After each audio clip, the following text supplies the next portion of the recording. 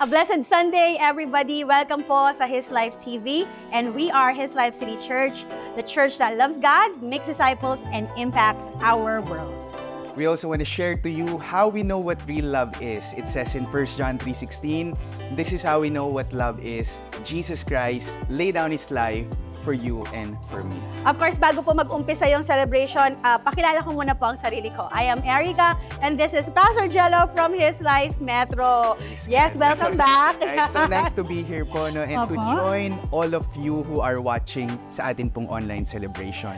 We want to encourage everybody to keep on putting your comments po dito po sa ating stream and to invite more para po mas marami tayong makasama. Kindly share the link to your friends, families, especially those whom you want to invite at church. This is a good way for us to reach out to them and share the word of the Lord. And of course, gusto rin po naming malaman kung saan po kayo nanonood. Yan, yung mga taga-metro, sigurado meron. Ilagay nyo lang po in the comment section where you are coming from or where you are watching from.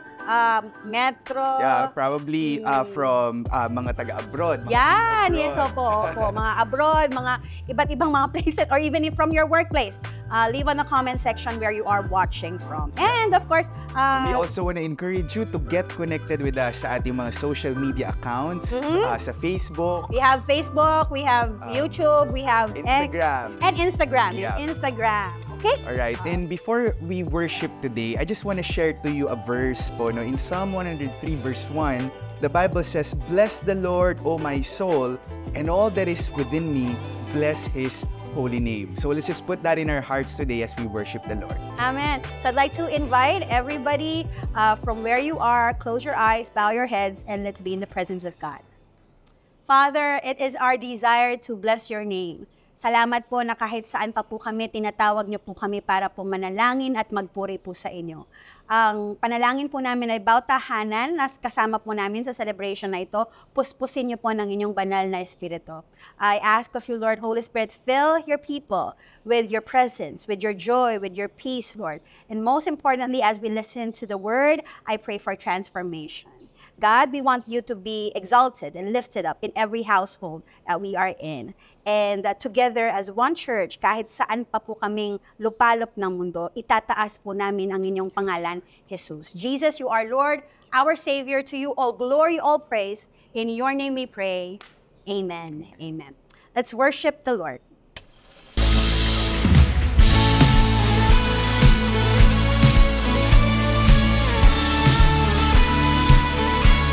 Sometimes you gotta dance to the fire, sing to the fire, praise when it don't make sense. Sometimes you gotta stare down a giant, worship from a lion's den.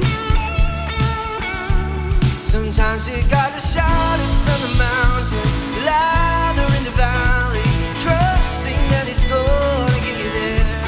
Sometimes you gotta welcome the one that wait for the answer, worship with your hands in the air. I'll praise you anywhere. Praise, give him praise, give him praise in the highest. Praise, give him praise, give him praise in the highest. He is worthy, yes he is worthy of all of the praise.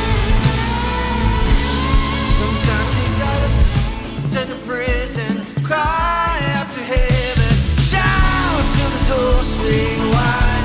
Sometimes you gotta stand on your shackles, brave in the battle, worship with your heads held high. I'll praise you anywhere. Praise, give him praise, give him praise in the highest. Praise, give him praise, give him praise in the highest. He is worthy, yes he is worthy of all of the praise. Give him praise, give him praise in the highest. Praise, give him praise, give him praise in the highest. He is worthy, yes he is worthy of all of the praise.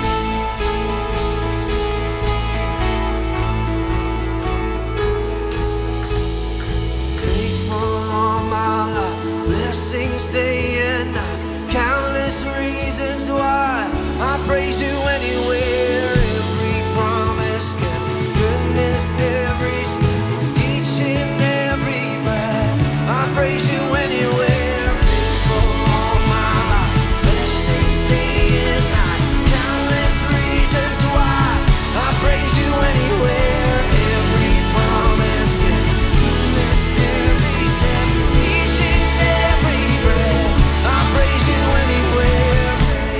give Him praise, give Him praise in the highest place. Give Him praise, give Him praise in the highest. He is worthy, yes, He is worthy of all of the praise. Give Him praise, give Him praise in the highest place. Give Him praise, give Him praise in the highest. He is worthy, yes, He is worthy of all of the praise.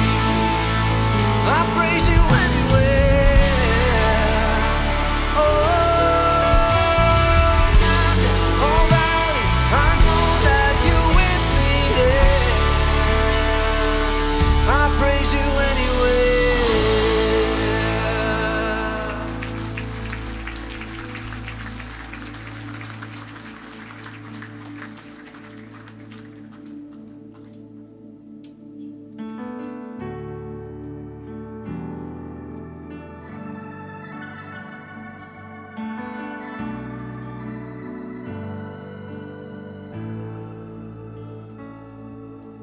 Blessed are those who run to Him, who place their hope and confidence in Jesus. He won't forsake them. Blessed are those who seek His face, who bend the knee and fix their gaze on Jesus. They won't be shaken. Come on and praise the Lord with me. Sing if you love His name. Come on and lift your voice with me. He's worthy of all our praise.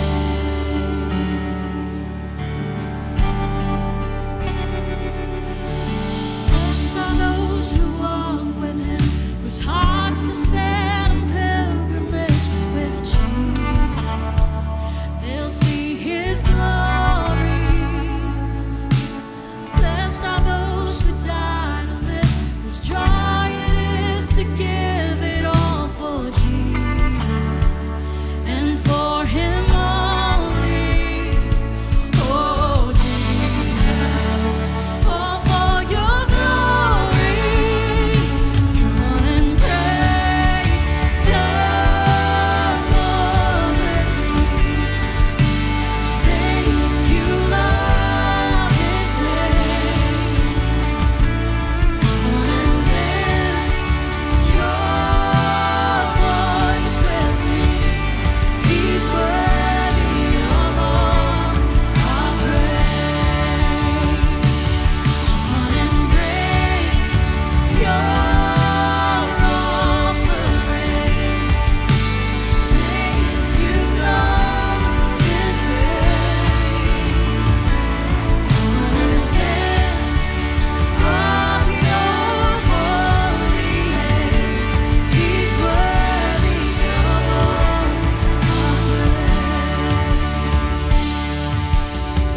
Bless God in the sanctuary. Bless God in the fields of plenty. Bless God in the darkest valley. Every chance I get, I'll bless Your name. Bless God when my hands are empty. Bless God for the praise that cost me. Bless God when nobody's watching. Every chance I get, I'll bless Your name. Bless God when the weapons forming. Bless God when the walls are falling. Bless God 'cause He goes before me. Every chance I get, I'll bless Your name. Bless God for He holds the victory. Bless God for He's always with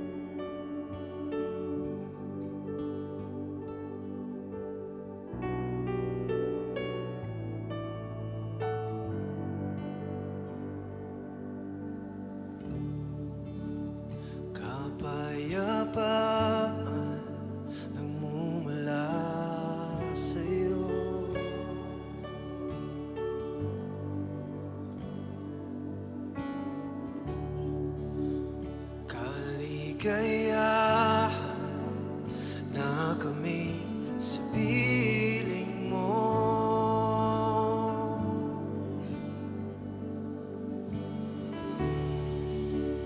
Kapayapaan nagmumula sa'yo.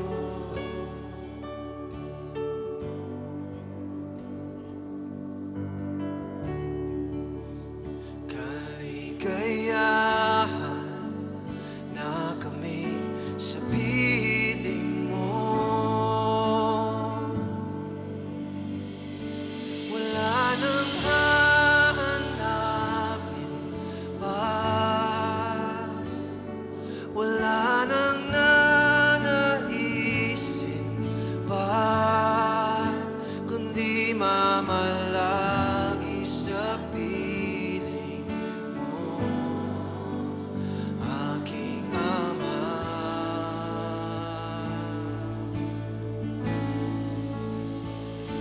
Wala nang papantay sa'yo, nag-iisang Panginoon,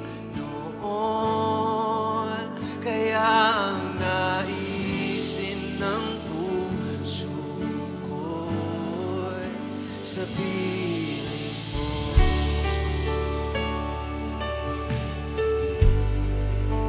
Sa piling mo.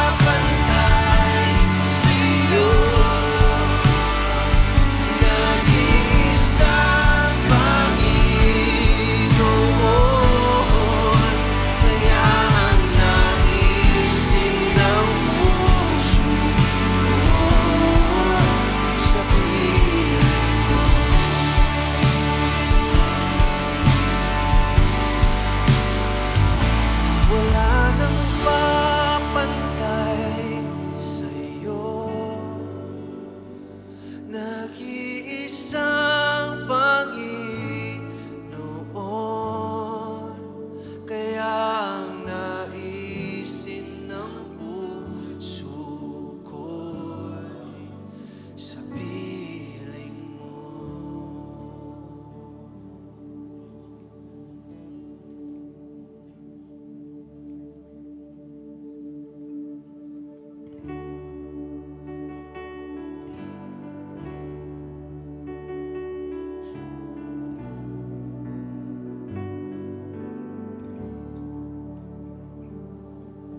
See, on the hill of Calvary, my Savior bled for me, my Jesus set me free.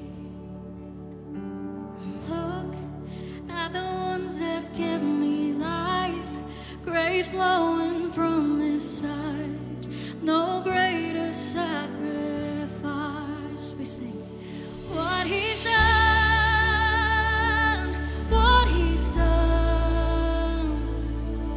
All the glory and the honor to the Son.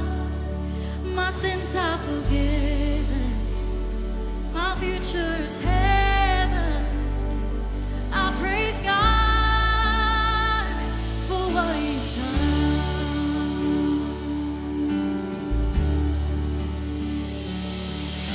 Sing for the freedom He has won. Even death is dead and done. He's alive as overcome. Speak, say the name above all names, over every broken place. He is risen from the grave. What He's done, what He's done. All the glory and the honor to the Son.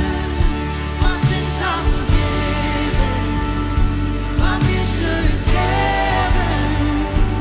I praise God for what He's done, what He's done, what He's done.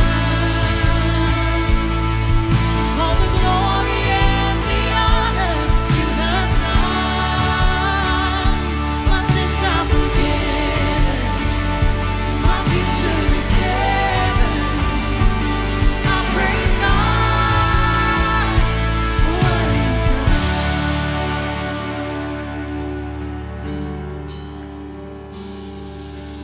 Now on the throne of majesty, the Father's will complete. He reigns in victory. Sing hallelujah to the King. He's worthy to receive all the worship we can bring. Sing hallelujah to the King. He's worthy to receive all the worship we can bring. What He's done, what He's done. All the glory and the honor to the Son. My sins are forgiven, my future is heaven. I praise God for what He's done, what He's done, what He's done. All the glory and the honor to the Son. My sins are forgiven, my future is heaven. I praise God for what He's done. I praise God for what He's done. I praise God for what He's done. I will never stop praising You, Lord. In the valley, in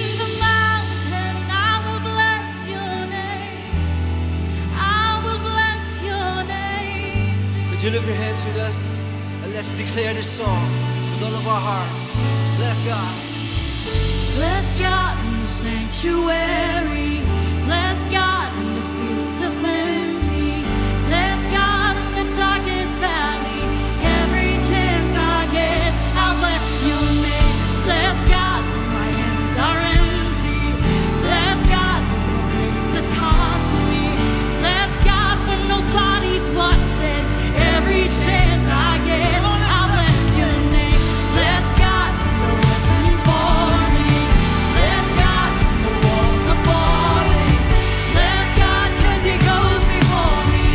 Every chance I get, I'll bless your name. Bless God for He holds the victory. Bless God for He's always with me.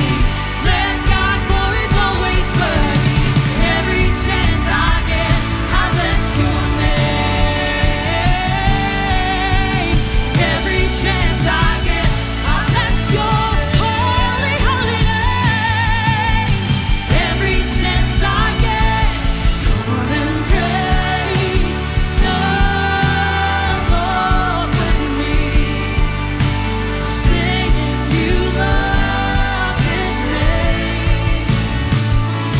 Come on and lift your voice with me. He's worthy of all our praise.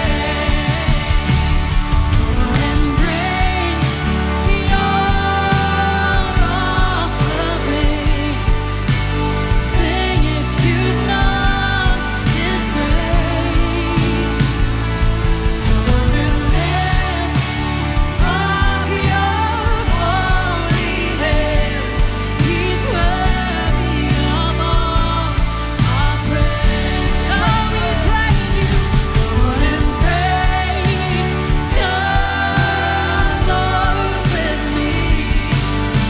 Sing if you love His name. Come on and lift your voice with me. He's worthy of all our praise. Come on and bring your offering. Sing if you've known His grace. Come on and lift up your holy hands. He's worthy of all our praise. Sing He's worthy. He's worthy of all our praise.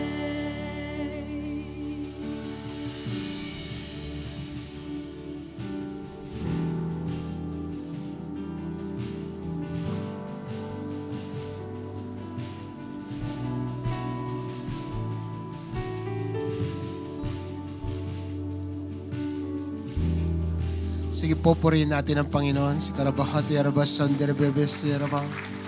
Thank you, Jesus. Sige po, ibigay natin sa Diyos ang pinakamabuting palakpak. Rabas Sakat Rabahande. Come on, let's bless Him. Bless the Lord with all our might. Bless Him with all our heart. Come on, with every chance that you've got, bless His holy name. Oh, we bless you, God. We give you praise, O Lord. You are worthy. You deserve our praises, Lord. Come on, church. Give the Lord your best clap offering. Hallelujah. Rabakatayarase. We give you praise, O Lord. We give you praise, O Lord.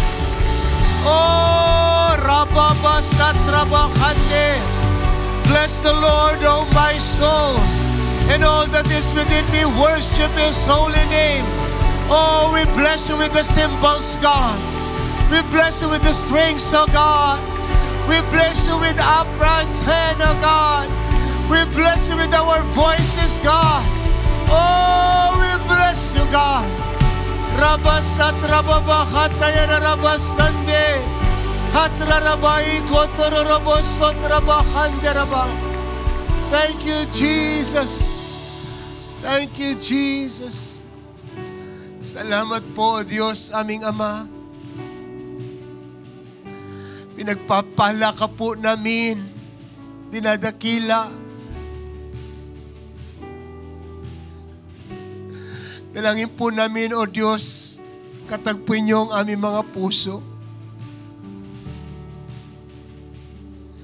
We don't want this Sunday to be another Sunday. We want to have an encounter with you. We want to have a fresh touch, a touch of your glory.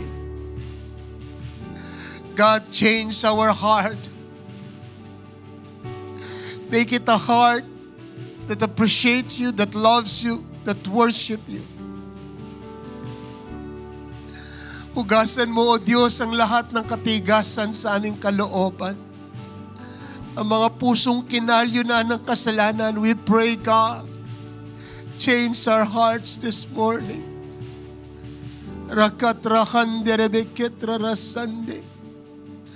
Lord, we rebuke every spirit of unbelief, the spirit of apathy, Lord. Sensitize our hearts, Lord God. Sensitize our hearts. Can we raise our hands to the Lord? Sige po, taas natin ang ating mga kamay sa Panginoon. Paintulutan natin ang Diyos na hagkan tayo, yakapin tayo. Let the presence of God melt every hardness inside us right now in the name of Jesus.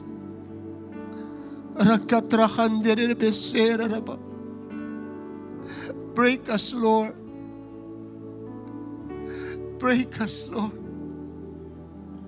Allow us to give reverence to your name. We want to respect your presence. Holy Spirit, we appreciate you.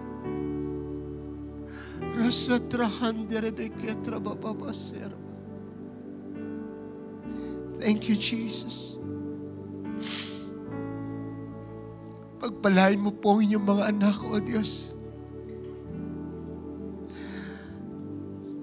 Kausapin niyo po kami ngayong umaga. Pagpalain niyo po ang inyong lingkod. I pray for divine enablement. Allow him to speak with power and clarity. Lord, bless your word. Let your word bring forth healing. Let your word bring comfort, strength in the name of Jesus. Lord, I speak life in every darkness of our hearts, Lord.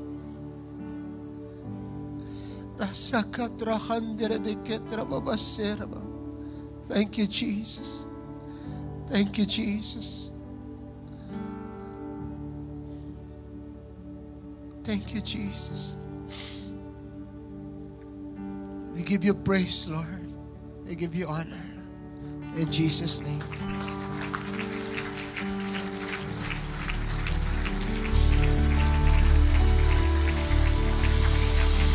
Praise God. Come on, give God the best clap offering. Hallelujah.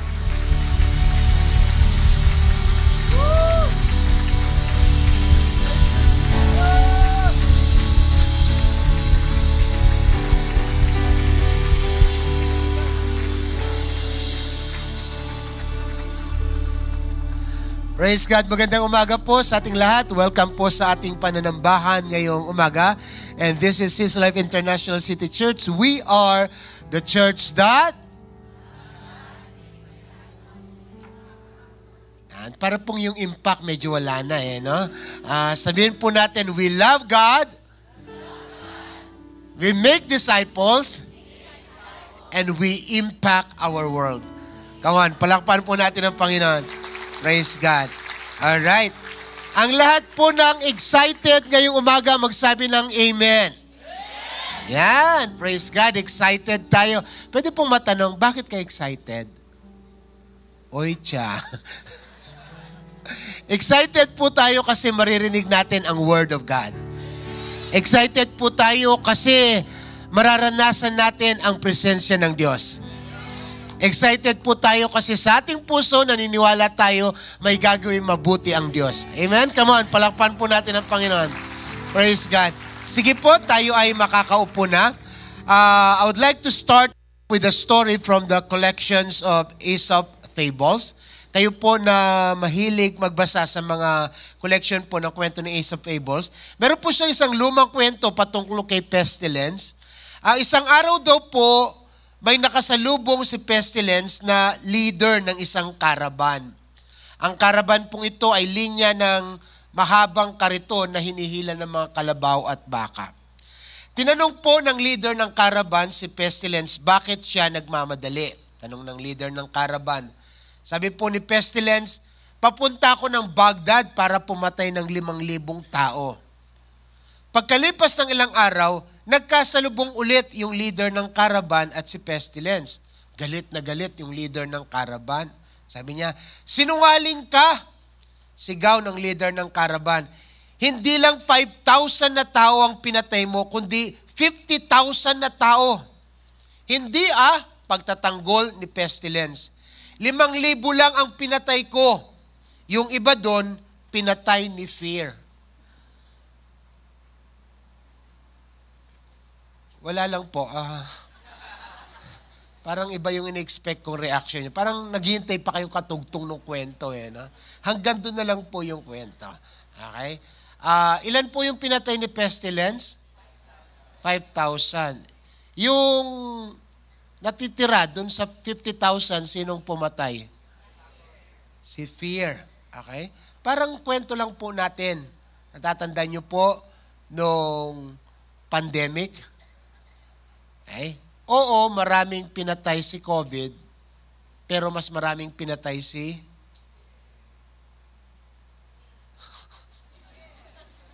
Sige na nga po. Okay. Alright. Ang fear daw po o takot is one of the most dangerous emotion. Ang pag-worry ay isang nakakasirang habit. Pero, bagaman ang worry po, ninanakaw niya yung peace of mind natin, mas malalim ang fear kaysa worry. Sinasabi po ng isang medical doctor, fears are the most disruptive and destructive thing that we can have. Yun daw pong takot ang pinaka mapanira na bagay na pwedeng magkaroon tayo. Ang takot po ay isa sa mga unang emosyon na ramdaman ng tao nung siya ay magkasala. Nung ang ating pong unang magulang, si Adan, ay nagkasala sa Diyos, ito po yung unang damdamin. Doon niya na-discover ang emosyon ng takot. Pagkatapos niyang kainin yung prutas, na-realize niya na hubad siya at dinatnan po siya ng takot, kaya nagtago siya. Nung dumating ang Panginoon at tinawag siya, Adan, Adan, nasan ka? Ang sagot ni Adan, nagtago po ako dahil natatakot ako. Ang takot po ay isa sa pinakamakapangyarihang human emotion. I don't need to define it. I'm sure ang bawat isa sa atin ay naranasan na ang matakot. Ang lahat po na natakot na magsabi ng amen. Okay? You know how it is to feel when your heart freezes within you and you are paralyzed. Kaya nga po ang takot nakakaparalisa talaga minsan. May kanya-kanyang takot po tayo. We are all afraid just of different things. Iba-iba nga lang po ang ating kinakatakutan. Yung pong salitang takot mula sa Biblia, ito po ay naisalin o hinugot mula sa 4 na original na salita. Okay, ang Biblia po kasi ay naisulat siya originally. Ang Old Testament, it is written from the Hebrew word. Ang New Testament po, it is written mostly by Greek at saka Aramaic. So ngayon pong umaga, tingnan natin yung original word ng salitang fear. Mula po sa Hebrew, yung salitang fear ay hinugot sa salitang yare. And it is pronounced as yare. Ang ibig sabihin po niyan ay to fear or to be afraid. Balikan po natin si Adan nung magkasala siya. Ito po yung Hebrew word na ginamit nung siya ay matakot. Sabi po sa Genesis 3:30, it states, I heard the sound of you in the garden and I was yare or afraid because I was naked. No? Para pong nung magkasala si Adan, pagkatapos niya nagkasala, nakaramdam siya ng takot. At nagtago siya. Nang dumating ang Panginoon, tinatawag siya, Adan, Adan, nasan ka? Ang sabi po ni Adan na nakatago, yari ako nito. So, Ang first word po ay yare. Second is the word yira. Ang yira po is the most common Hebrew word na ginagamit patungkol sa fear. When the fear, it talks about or in the context of fearing God. Yung pong yira, it conveys a sense of awe, reverence, and respect. Kapag yung takot ay bunga ng pagkamangha, di po ba? Naramdaman nyo na minsan na nakatayo kayo sa dalampasigan at nasa open seas kayo, kita nyo ang lawak-lawak ng dagat, tapos bigla ka nakaramdam ng pagkatakot or pagkamangha. Ang tawag po doon, yira. O kaya yung nasa disyerto kayo isang gabi, nakatayo kayo sa disyerto, gabing-gabi, napakalawak ng kalawakan at ang daming mga stars, no? At nakaramdam ka ng takot, ang tawag po doon, yira. No? Sabi po dito, yira conveys a sense of awe, reverence, and respect. Yira is often associated with the profound recognition of God's greatness, holiness, leading to an attitude of humility and obedience. Itong ganitong daw pong klase ng takot, yung pagkilala sa kadakilaan at kabanalan ng Diyos, ito po yung nagtutulak sa atin para magpakumbaba at sumamba. No? Anong tawag doon? Yira. Right? Kaya gusto ko pong maintindihan natin na ako po personally, ang panalangin ko ay maibalik ito sa loob ng simbahan, na magkaroon po ng yira. Ano? Tayo po kasi madalas akala natin ang simbahan para na lang concert o panonood ng sine. Nawala na ho yung respeto na habang nangangaral o pinapangaral ang salita ng Diyos, ang likot-likot, paikot-ikot, bulong-bulungan, tapos tingin ng tingin sa cellphone, hindi po. When we hear the Word of God, we should have that reverence, that respect to the spoken Word of God. Amen. Dahil kapag nagkakatipon po tayo sa ganitong pagkakataon, we have only one audience. And that is none other than the Lord Himself. When He is in our midst, He deserves to be respected. Sige po, palakpakan natin ang Panginoon. Alright? So sa Hebrew po, ang salitang fear ay hinugot mula sa salitang yare at yira. Sa Greek word naman po, ang dalawang salita, una, ito po hinugot sa root word na phobia. Ang phobia po ay ginagamit na rin sa English, kaya meron po tayong mga compound words tulad ng claustrophobia. No? Kumukuha sila ng isang salita, tapos dinidikit sa phobia para ma-expound o maipaliwanag, ma-express yung ibig sabihin. Ano po bang claustrophobia? Takot sa mga nakasaradong lugar. Okay? Kaya nga ho, claustrophobia. Meron pa pong isang uri ng phobia, yung tinatawag na agoraphobia. No? Yung gora lang ng gora sa malalawak na lugar. Ito daw po yung fear of open or public places. Okay? Its verb generally means to be afraid or to become frightened. Ito din daw po ay ginagamit with regards to people or to God, to show, which means to show respect or to have reverence. Alright? So, ang phobia po ay pwede ring gamitin sa pagbigay ng respeto. Pwede sa tao at pwede sa Diyos. Right? Phobia, claustrophobia, takot sa kulong na lugar. Agoraphobia, takot sa maluluwang na lugar. Meron pa pong klase ng phobia kayong alam? Yung mudraphobia, alam niyo ba? Takot sa, akala ko asawa. Yung takot pala sa asawa, jowaphobia. At pang-apat po, or yung pangalawang Greek word na ginamit para maisalin po ang salitang fear, ay yung deileao. No? Ang ibig sabihin nito ay to be timid or to be cowardly. Ito po yung Greek word na ginamit ni Paul sa 2 Timothy 1:7. God did not give us the spirit of fear or timidity, but a spirit of power, of love, and self-discipline. Ang fear po o timidity ito yung pumipigil sa'yo, yung takot na pumipigil sa'yo para magpa-check up ka kung para malaman mo na may takot ka or something, may sakit ka or something kasi nga takot ka. At kapag nagpapigil ka dyan, hindi mo mararanasan yung gustong gawin ng Diyos sa buhay mo. One, para deliver ka niya dun sa fear mo na hindi naman pala totoo. Or two, para pagalingin ka sa iyong karamdaman.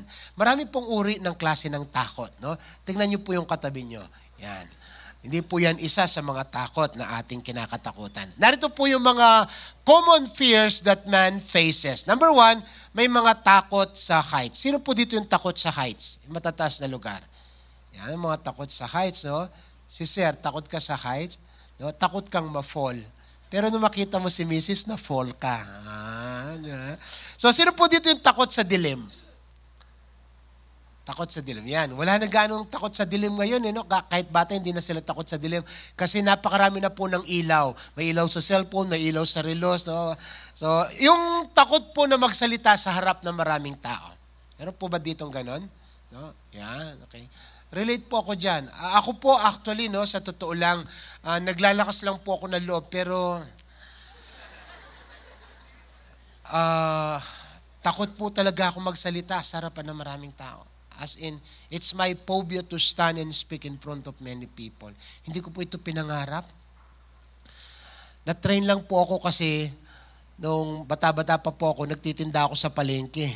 Sa dami ng tao, kailangan ko magbenta, kailangan ko magsalita. Salin ako po! So, nasanay po ako.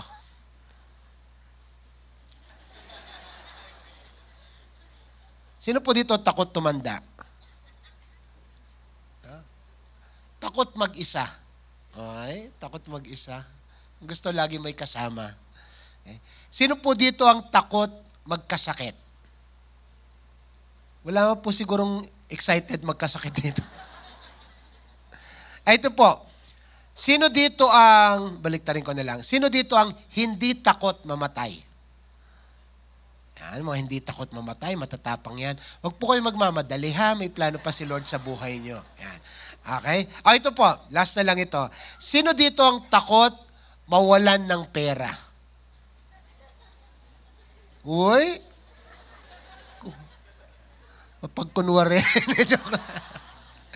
Halos lahat po ng tao, anuman ang age or status sa buhay, aaminin nila, meron silang kinakatakutan. Marahil po hindi nasama sa aking listahan, pero ang bawat isa sa atin ay may kinakatakutan. Walang katapusan ang mga kinakatakutang maaring mangyari. Sa totoo lang, ang bawat tao po ay may kinakatakutan. Pero pakinggan niyo po ako. Please listen to me. And I pray that this will enlighten you. No? Sa lahat daw po ng mga sinungaling sa mundo, ang pinaka masamang uri ng kasinungalingan, madalas ay yung ating mga sariling takot. Alam niyo po bakit? 99% ng takot natin hindi naman nagkakatotoo. Amen? Sige po. According to Dr. Millard Saul, isang Christian psychologist sa kanyang article sa Decision Magazine, sabi po niya, fear is a universal emotion. Ibig sabihin, lahat may takot. Children fear being left alone. Mga bata ayaw na iwang mag-isa. Adolescent fear rejection. Yung mga nagbibinata at nagdadalaga, takot sila na ma-reject. Young adult fear failure or mediocrity. Yung mga nagkakaedad na, ayaw nila ng mga bagay na pare-pareho lang. Gusto nila may adventure. Tayo pong lahat, we worry about loss of work, loss of loved ones, economic instability, and world crisis. Sa ating mga puso, within our hearts, we harbor nameless fears that appear only in dreams or in persistent, unsettling apprehension about life. Madalas daw po, yung mga takot natin nando lang sa ating mga puso, wala namang pangalan, pero yun ay kinakatakutan pa rin natin. Ang fear ay common sa lahat ng tao. No? Pero hindi po yung klase ng fear na yan ang pag-uusapan natin ngayong umaga. This morning, we are going to talk about a different kind of thing. Ibang level ng takot. Yung takot po na makakabuti sa atin. Ang tawag po nito ng Biblia ay the fear of the Lord. Amen. This morning, let's talk about live fearfully. Fear God and you will have nothing else to fear. Amen? Pag natakot ka sa Diyos, wala ka nang kailangang katakutan pa. Alam niyo po bakit? Kasi lahat ng kinakatakutan natin, kayang tapatan ng Panginoon. Amen? Takot ka sa dilim, ang Diyos ang liwanag.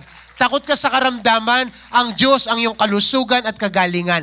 Takot kang magkulang, sapat na ang biyaya ng Diyos. Takot ka sa kinabukasan, nandun na ang Diyos sa future mo. Lahat ng takot natin, kayang tapatan ng Diyos. That's why if we fear God, we have nothing else to fear. Palakpakan po natin ang Panginoon. Amen. Okay? So, this morning, it is okay to live fearfully. Ang sabi po ng Psalm 111 verse 10, the fear of the Lord is the beginning of wisdom. No? Ang totoong talino po o kaalaman sa buhay nagpapasimula kapag may takot ka sa Diyos. A good understanding have all those who do His commandments, His praise endures forever. Sabi po ng Proverbs 9 verse 10, the fear of the Lord is the beginning of wisdom and the knowledge of the Holy One is understanding. Habang lalo po nating nakikilala ang Panginoon, habang lalo po nating o nagiging malalim yung relasyon natin sa Diyos, nagiging mas naunawaan po natin ang takbo ng buhay. Sa New Testament po, ang sabi ng 1 John 4:18, perfect love drives out fear. No? Una po, ito ay takot. Pero sa bandang huli, kapag yung kinakatakutan mo, nakilala mo na, yung takot na papalitan ng pagmamahal, ng respeto. Para pong sa ating mga magulang, sino po dito yung mga magulang? Di po ba tayo mga magulang, we instill fear sa ating mga anak? Tinuturuan natin silang matakot sa atin.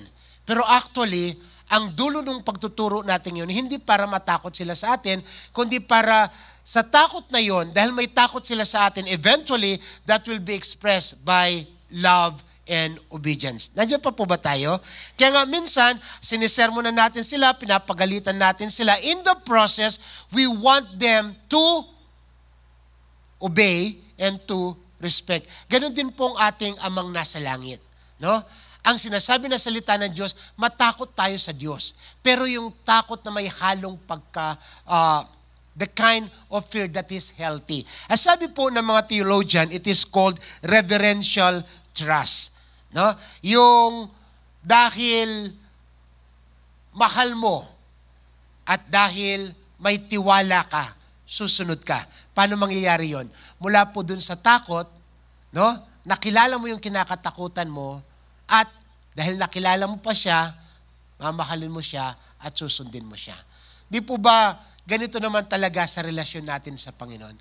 Kapag higit mo nakikilala ang Diyos, kapag higit na nagiging malalim ang relasyon mo sa Diyos, yung takot mo ay napapalitan ng pagmamahal at pagsamba.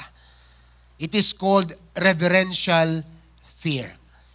If our Heavenly Father is powerful, holy, and He controls everything, kapag yun lang ang alam mo, matatakot ka. Ang Diyos, kaya niyang tunawin ang buong mundo in a snap of a finger. Ang Diyos, kapag ibinagsak niya ang kanyang paa, pwede mag-earthquake sa lahat ng planeta. That's how powerful God is. Kung yun lang ang alam mo patungkol sa Diyos, matatakot ka talaga. Pero kapag alam mo na ang Diyos ay tatay mo, at ang tatay mong ito nagmamahal sa iyo, yung takot mapapalitan ng paggalang. Are we following? So, that's why when we say live fearfully, it is actually living in the fear of God so that when you will not fear anything else, wala ka ng katatakutan. Andyan pa po ba kayo? Sige po, basahin natin ang sinasabi ng Psalm 34 verses 8 to 14. Taste and see that the Lord is good. Ang lahat po ng nakaranas na sa kabutihan ng Diyos, magsabi ng amen. Sobrang naman po talagang mabuti ang Diyos, di ba? Kung katabi mo ang asawa mo, tingnan mo siya. Kahit sabihin mo sa kanya, mabuti talaga ang Diyos. No? Alam niyo po mabuti ang Diyos kasi yan ang pinayagan niya maging asawa mo. Dahil kung di yan ang naging asawa mo, bugbog sarado ka. No? At God is good in many different ways. He expresses His goodness sa mga buhay natin. Sabi po dyan, oh, the joys of those who take refuge in Him. Verse 9, fear the Lord, you His godly people, for those who fear Him will have all they need. Nabasa niyo po? Ulitin ko lang ha, that is a very good place to say amen. Sabi dito, fear the Lord, you His godly people, for those who fear Him will have all they need. Amen. Come on, palakpakan po natin ang Panginoon. Kaya nga, sabi ko po, no, sa totoo lang, maibalik lang sa simbahan ang banal na pagkatakot sa Diyos. Maibalik lang sa bawat individual ang banal na pagkatakot sa Diyos. Maibalik lang sa bawat Kristiyano ang banal na pagkatakot sa Diyos. Wala pong Kristiyanong magugutom o mangangailangan. Kasi Diyos mismo ang nagsabi na yung lahat ng may takot sa Diyos, hindi sila magkukulang ng kanilang pangailangan. Sabi po ng verse 10, even strong young lions sometimes go hungry, but those who trust in the Lord will lack no good thing. Yung pong salitang trust in the Lord, it is used interchangeably sa Bible with the word fear of the Lord. So ibig sabihin, magkasing kahulugan po yan. Yung taong may takot sa Diyos at yung taong nagtitiwala sa Diyos, ang sabi po ng verse 10, no, hindi po magkukulang ng lahat ng mabuting bagay. Kaya kapag nagkukulang ka, ang tanong ito, may takot pa ba ako sa Diyos? Verse 11, sabi po dyan, come my children and listen to me, I will teach you to fear the Lord. Does anyone want to live a life that is long and prosperous? Then keep your tongue from speaking evil and your lips from telling lies. Turn away from evil and do good. Search for peace and work to maintain it. Kung minsan po yung fear, it's a marvelous thing. Especially the healthy kind of fear. No? Itong tinatawag po nating fear of the Lord. Ito po yung nagki-create ng healthy appreciation or nagbibigay ng recognition sa mga consequences ng wrongdoing. Dahil may takot ka sa Diyos, yung takot na yon ang pipigil sa iyo para gumawa ng kasalanan. Alright? Dahil natatakot ka magkaroon ng karamdaman, yung takot na yon ang pipigil sa iyo para kumain ng bawal o kaya yun ang magtutulak sa iyo para mag-exercise. Ang tawag po doon ay healthy kind of fear. Right? So, sabi po dyan, may iba't ibang klase ng fear at ang iba't ibang klase ng fear ay nagbibigay ng negative effect sa atin. Pero ito pong pag-uusapan natin, yung fear of the Lord, napakadami po nitong positibong epekto at pakinabang. 2 Chronicles 19 verse 9 from the NLT said, these were His instruction to them. You must always act in the fear of the Lord with faithfulness and undivided heart. Paano po tayo mabubuhay na may takot sa Panginoon? Una po sabi dyan, you must always act in the fear of the Lord. Gusto ko po yung word na always.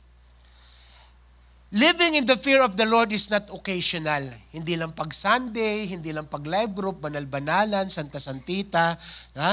Tapos pag wala na, pag nasa bahay na, pag kasama yung mga kapatid,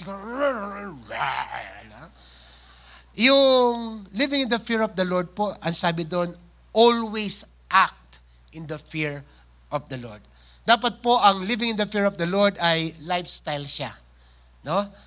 Gusto ko po yung word na always kasi yung salitang always ay demanding. Yeah? So whether may nakakakita sa iyo o wala, kailangan you live in the fear of the Lord. Whether convenient o hindi, you live the fear of the Lord. Amen? Kasi po ang sabi doon, we must always act in the fear of the Lord. Ito pa po, sabi doon, living in the fear of the Lord must be done in faithfulness. Ginagawa ho natin ito ng may katapatan, ng may undivided heart. Lord, I will live giving you reverence, no? Yung reverential trust natin sa Panginoon. Mabuhay tayo ng may ganun. No? Kasi yun ang nagpapahayag ng ating mga pusong nagtatapat sa Panginoon. Ngayon pong umaga, I would like to share with you 3 truths na ibinubunga ng pamumuhay ng may banal na takot sa Diyos. Okay? Sabi po ng Isaiah 33 verse 6, He will be the sure foundation for your times, a rich store of salvation and wisdom and knowledge. The fear of the Lord is the key to this treasure. Okay? Ang unang binibigay po ng banal na takot sa Diyos ay yung binibigyan niya tayo ng pundasyon sa buhay. Pundasyon sa lahat ng mabubuting bagay. Yung pundasyong yon, yun ang nagiging susi para ma-enjoy mo ang lahat ng mabuting bagay. No? Kapag may takot ka sa Diyos, ang sabi dito, no, sa panahon mo, ikaw ay bibigyan niya ng kaligtasan, ng karunungan at pangunawa sa buhay. Proverbs 22 verse 4, true humility and fear of the Lord leads to riches, honor, and ito daw po talaga ang susi, ang pundasyon para magkaroon tayo ng buhay na masagana, ng buhay na mahaba, ng buhay na pinagpala. Yung mabuhay tayo ng may pagkatakot sa Panginoon. Sabi po ng Passion Translation, laying your life down in tender surrender before the Lord will bring life, prosperity, and honor as your reward. In short, kapag may takot ka, banal na takot sa Diyos, Diyos ang magpapala sa buhay mo. Di po ba kahit naman sa ating mga magulang, yung mga magulang po, no, kapag yung mga anak natin, nagpapakita sila ng pagrespeto, paggalang sa atin, minsan dahil natutuwa tayo sa paggalang ng ating mga anak o pagrespeto nila sa atin, andyang alalang anyaran, buri mo lang dinan. Parents, is that true? What motivates us to bless our children? Because they fear us. They obey us. Kaya nga, kahit nga minsang mahal, pipilitin mong bilhin kasi gusto niya dahil natutuwa ka dun sa paggalang niya at pagrespeto sa iyo. And our Heavenly Father is just the same. Gusto niyang ibigay sa atin ang pundasyon at susi ng lahat ng mabubuting bagay sa buhay kapag tayo ay nabuhay ng may takot sa Kanya. Proverbs 15 verse 16 from the New King James Version, sabi po dito, better is a little with the fear of the Lord than great treasure with trouble. Mas gugustuhin ko naman yung konti lang, pero may takot sa Diyos, kaysa dun sa marami nga, marami din ang problema. No? Sino po dito ang gusto ng konti, pero may kapayapaan sa Diyos? O gusto ng marami, pero marami din ang problema? Pwede bang marami, pero payapa? Pwede po yun pag nabuhay tayo ng may takot sa Panginoon. Come on, palakpan po natin ang Panginoon. Alright, so when we live in the fear of the Lord, we will not fear anything anymore because of all our fears, kayang tapatan niya ng Panginoon. Kaya we encourage everyone to live in the fear of the Lord. Pangalawa po, kapag nabuhay tayo na may takot sa Diyos, may kabanalan, sabi po dito, He will give us growth and strength. Let's read Acts chapter 9 verse 31 from the NLT. The church then, ang lahat po ng kasama sa church magsabi ng amen. Yung early church po sa book of Acts, ito po yung naranasan nila. The church then had peace throughout Judea, Galilee, and Samaria, and it became stronger as the believers live in what? In the fear of, yun daw pong unang church noon, ang lahat na mananampalataya noon, nakaranas sila ng kapayapaan sa buong Judea, Galilea at Samaria. At ang bawat isa sa kanila ay naging malakas. Bakit? Kasi ang mga mananampalatayang ito, nabuhay sila sa takot sa Diyos. At sabi pa po dito, and with the encouragement of the Holy Spirit, it also grew in number. Ito po ang sikreto ng growth and strength ng early church sa book of Acts. Maalala ko lamang po, you remember the story of Ananias and Sapphira? The story of Ananias and Sapphira happened during the time that there is, itong panahong ito ay nagaganap, na kung saan napakakapal ng takot ng Diyos sa pagkilos ng banal na spirito. During that time, people are selling their properties, giving it to the Lord para makatulong sa lahat ng mga Kristiyano. And gusto pong makisabay ng mag-asawa. Meron pong couple na gustong pumapel. Itago po natin sila sa pangalang Ananias at Sapphira. Binenta po nila yung kanilang property. Pero bago ho nila pinresent sa mga apostles yung kanilang pinagbentahan, nagtabi na sila ng para sa kanila. Yan. Okay? Sigurista lang. So, wala naman pong masama. Property nila yun eh. Okay? So, nung i-present na po nila yung pinagbentahan kay Peter, ang tanong po ni Peter kay Ananias, Ananias, ito ba talaga ang lahat ng pinagbentahan. Ano po ang sagot ni Ananias? Sabi po ni Ananias, opo, wala na po. Nana, yan na lahat, nana. Sabi ni Ananias, nana, lahat. At dahil nagsinungaling po si Ananias, ano po sabi ng Biblia? Bumagsak siya at namatay right there and then. Okay? Pagkatapos ilabas yung kanyang asawa, pagkatapos ilabas si Ananias, pumasok yung kanyang asawa. Si Safira, tinanong din siya ni Pedro. Si Safira po, nung tanungin siya si Pedro, sabi ganon, Safira, ito lang ba talaga ang pinagbentahan ng inyong lupa? Okay? Sabi ni Safira, ay, iyan lang po talaga. Wala po kami tinatagong ibang pira. Promise po, pangalan ko nga po sa pira wala na pong pira. Sabi ni Pedro, ba't nyo pinagkaisang magsinungaling sa banal na spirito? Right there and there, namatay po si Safira. Okay? At sabi po ng Biblia, basahin nyo po the book of Acts, itong kwentong ito. Sabi po ng Biblia, at dahil doon, kumalat ang banal na takot sa lahat ng tao at mananampalataya. What's the point? No? Kung gusto po natin ang malakasan at matinding pagkilos ng Diyos sa ating kalagitnaan, lumakad po tayo ng may kabanalan. Amen. Hindi lang po sa simbahan, growth and strength is given individually. Kahit sa mga personal nating buhay, sa mga negosyo natin, sa karir natin, gusto mong pagpalain ng Lord ang negosyo mo, ay magnegosyo ka ng may takot sa Diyos. Gusto mo i-bless ni Lord yung negosyo mo, kung makapandaya ka, wagas. Huwag ka mandaya. Gawin mo yung tama at si Lord ang magpapala sa iyo. Kung empleyado ka, gawin mo yung tama.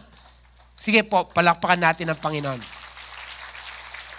Sa lahat po ng mga empleyado dito, nais ko kayong encourage. Okay? Kahit nakikita kayo o hindi ng boss ninyo, you do your things in the fear of the Lord. Maging tapat kayo sa ginagawa ninyo. No?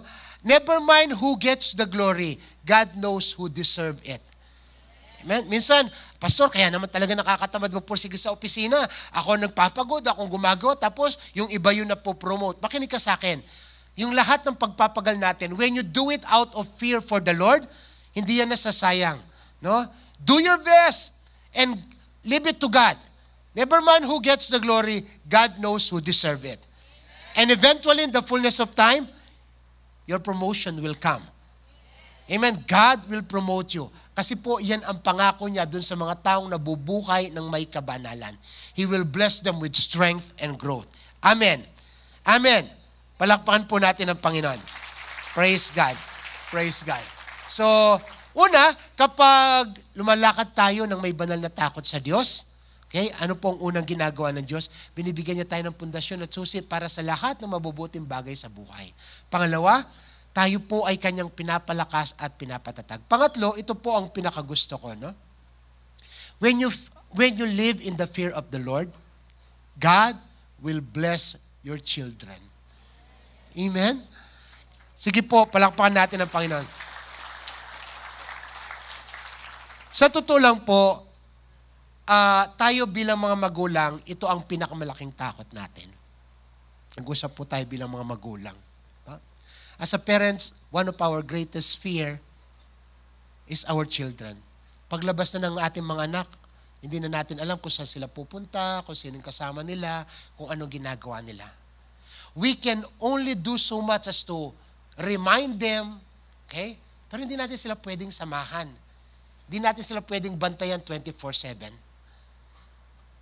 Pag hindi sila umuwi sa oras, paglampas ng alas 9, alas 10, talagang aligaga tayo. But let me tell you this. And this is a secret that I want all the parents in the house to take hold of.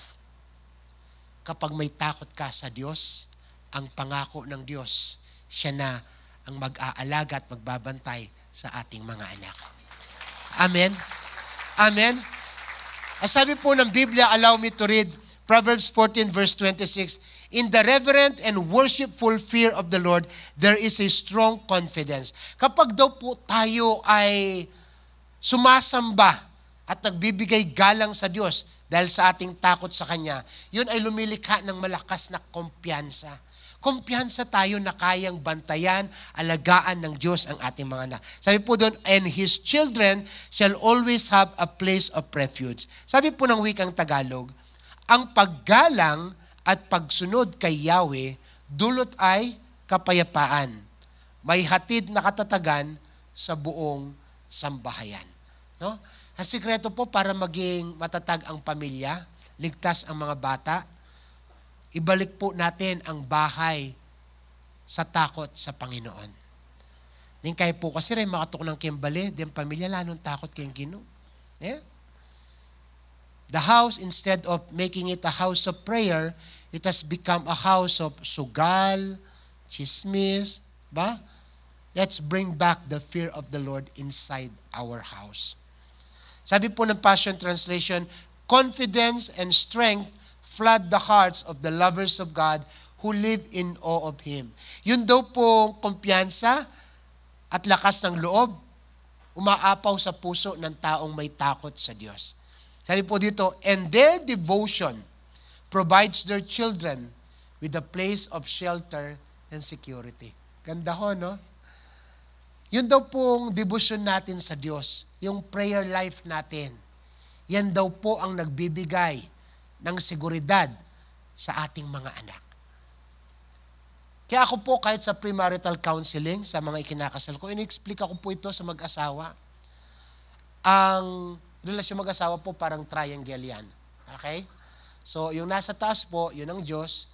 Yung dalawa sa baba, mag-asawang babae at lalaki. Pag yung mag-asawa, lumalapit sila sa Diyos, technically, lumalapit sila sa bawat isa. Okay? So as they draw closer to God, as their devotion grow closer to God, their ties, their closeness is growing as well. Pero the moment na yung isa umatras sa Diyos, he's not only stepping back from God, he's also stepping back from the spouse. The same thing is true with our children. Kapag lumayo ka sa Diyos, ipinapahamak mo ang anak mo, ang pamilya mo. Pangako po ng Diyos, yung mga nabubuhay ng may takot sa Kanya, pagpapalain niya ang kanilang mga anak. And listen, not only the first and second generation. Sabi po ng Deuteronomy at Exodus, those that fear and obey the Lord, He will bless and lavish His love on them up to 8,000 generation. Amen? Kaya walang kalugihan ang mabuhay ng may takot sa Panginoon. Tayo pong lahat ay tumayo. Ay, nais ko lang pong ipaalala sa atin, ang banal na takot sa Diyos ay isang bagay na pwede nating iwanan bilang pamana sa ating mga anak. Sabi po dito, to live as a passionate believer of God will bring benefit even to our children. Kapag nabuhay tayo ng may takot sa Diyos, Diyos na ang bahala sa lahat ng kinakatakutan natin. Tayo pong lahat ay yumuko at manalangin. O Diyos, aming Ama, pinagpapala ka po namin at tinadakila. Salamat po. Tunay kang mabuti. Tunay kang matapat. Wala kang katulad. You deserve our reverential trust. Karapat-dapat ka po ng aming magalang na pagtitiwala. Ibalik niyo po ang banal na takot sa loob ng simbahan. Ibalik niyo po ang banal na takot sa loob ng aming mga tahanan. Dalangin ko po, Panginoon, ngayong umaga, palitan mo ang aming mga puso. Mga pusong pinatigas na ng kasalanan at kawalang paniniwala. Palitan mo po ito ng pusong may takot sa inyo. Pusong sumasamba at sumusunod sa inyo. Pwede po bang itas natin ang ating mga kamay sa Diyos? Sambahin natin siya. At sa ating pagsamba, hayaan natin na tanggalin niya ang lahat ng ating takot. Sige po, let's worship the Lord. Thank you, Jesus. Rabahasa trahandis siraba.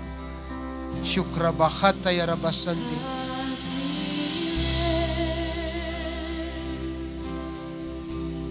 I can face tomorrow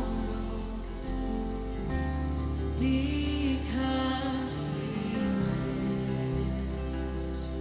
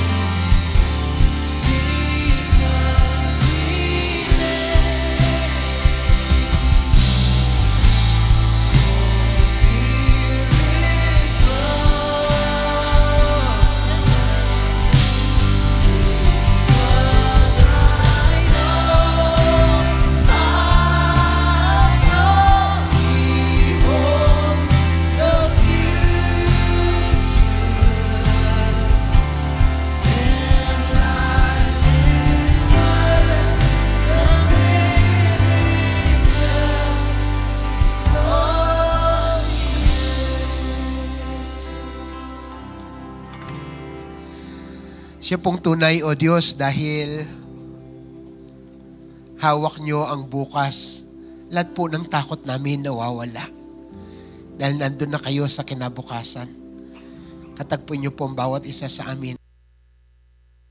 Sa pagkakataon pong ito, nais kong buksan ng altar at bigyan po ng pagkakataon ang bawat isa. Partikular na po yung ating mga bisita. Marahil po hindi pa kayo nakapag-desisyon na buksan ang ating mga buhay at tanggapin si Kristo bilang ating sariling Diyos at tagapagligtas. Napakagandang pagkakataon po nito. Isuko ang lahat ng takot sa Diyos at magpasimula ng bagong buhay kay Kristo. Kung gusto niyo po yan, guys, kung samahan kayo sa simpleng panalangin ng pagtanggap sa Panginoon. Sige po, tayong lahat ay umuko at manalangin. Sabihin natin, Panginoon, binubuksan ko ang aking puso. Pinapapasok ko si Kristo bilang aking Diyos at personal na tagapagligtas. Patawarin niyo po ako sa lahat kong kasalanan. Inaamin ko, ako ay ligaw, wasak, takot, makasalanan. Simula po ngayong araw, sa inyo ko lang isasandal ang aking pagtitiwala. Salamat sa lahat ng ginawa ni Kristo sa krus ng Kalbaryo para sa akin. Salamat po sa kapatawaran, sa kaligtasan, sa buhay na walang hanggan, at lalong higit, O Diyos, sa pagsusulat niyo ng aking pangalan sa aklat ng buhay. Simula po ngayong araw, mabubuhay ako ng may banal na takot sa inyo. Susunod ako sa inyo, mamahalin ko kayo, paglilingkuran ko kayo. Sa pangalan ni Jesus, Amen at Amen. Palakpakan po natin ang Panginoon. Praise God. Praise God. Wow, praise God for that very powerful preaching of the Word. Today, we want to encourage you. What was your favorite part of the preaching po, no? You could share it sa atin pong comments below so that marami pong ma-encourage. And at the same time po, we want to take this opportunity. If you want to give to the Lord today, we're gonna flash here below sa atin pong screen on ways to give. You can see that below po, no? And at the same time po, we just want to thank you for joining us this Sunday worship celebration, and we would love to see you again next week. Right now, I want to turn it over back to our pastor for our prayer and benediction. Ang lahat po ng naibsan ng takot, magsabi ng Amen. Lahat po ng may banal na takot sa Diyos, magsabi ng Amen. Pwede po bang pusuan natin si Lord? Sabi mo na. Come on, raise your hands. I'd like to bless you with the word of prayer. The Lord bless you and keep you. The Lord make His face to shine upon you. The Lord be gracious with you. The Lord bless you with the fear of the Lord. The Lord bless you with growth and strength. The Lord bless your children. In the name of the Father, the Son, and the Holy Spirit. And all God's people will say, magandang umaga po and God bless.